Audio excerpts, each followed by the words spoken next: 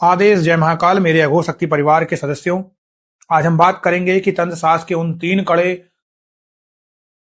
और अचूक नियमों के बारे में जिन्हें अगर तुमने अपनी रोज की पूजा में शामिल कर लिया तो तुम्हारी इष्ट शक्तियां और तुम्हारे मंत्र तुरंत जागृत होकर अपना प्रभाव दिखाना शुरू कर देंगे। आजकल तुमने देखा होगा कि लोग बरसों बरस तक एक ही मंत्र का लाख लाख जाप कर लेते हैं, सुबह शाम घंटियां बजाते हैं, लेकिन फिर भी उनकी जिंदगी में रत्ती भर भी बदलाव नहीं आता और ना ही उन्हें कोई अनुभव होते हैं। वे सोचते हैं कि मंत्र झूठे हैं। लेकिन आज अघोर शक्ति के इस मंच पर खड़े होकर मैं तुम्हें वो 3 जागृत तांत्रिक नियम बताऊंगा जिन्हें लागू करते ही तुम्हारी रुकी हुई साधना फौलाद की तरीके से दौड़ने लगेगी। अघोर परंपरा का अटूट नियम कहता है कि शक्तियों यानी किसी के रोने धोने या घंटों बैठने से जागृत नहीं होती हैं, वे केवल कड़े अनुशासन और ऊर्जा के टकराव से जागृत होती हैं। जब तक तुम ब्रह्मांड की उस अदृश्य ऊर्जा को अपने कड़े नियमों से मजबूर नहीं करोगे, तब तक वो तुम्हारे इस मिट्टी के बर्तन यानी शरीर पर कभी ध्यान नहीं देंगी। पहला नियम है समय और स्थान का अखंड कीलन।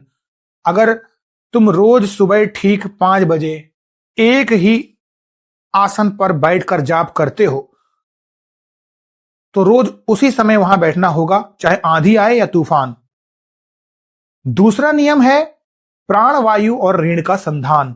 जाप करते समय तुम्हारी रीढ़ की हड्डी बिल्कुल सीधी और कड़क होनी चाहिए और तुम्हारी सांसें उथली नहीं बल्कि नाभि से उठनी चाहिए, ताकि मंत्र का घर्षण सीधे मूलाधार चक्र पर चोट करे। तीसरा नियम है वाक संयम और वीर रक्षा।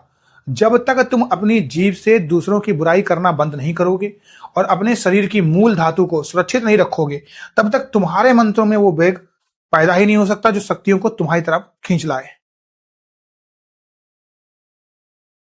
अब यहां से बात को बहुत ध्यान से सुनना, क्योंकि असली बात अब आगे ही समझ आएगी। बहुत से साधक यहीं पर सबसे बड़ी इंसानी भूल कर बैठते हैं। वे 2 दिन इन नियमों को पूरे जोश में करते हैं और तीसरे दिन अपनी सहूलियत के हिसाब से नियम बदल देते हैं। कभी सुबह 6 बजे बैठ गए तो कभी रात को थककर बिना नियम के ही सो गए।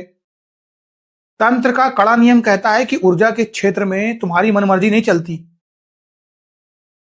केवल अनुशासन चलता है। अगर तुमने अपने बैठने का समय और अपनी तैयारी का कड़ा नियम एक बार भी तोड़ा तो ब्रह्मांड की शक्तियों के सामने तुम्हारी विश्वसनीयता शून्य हो जाएगी।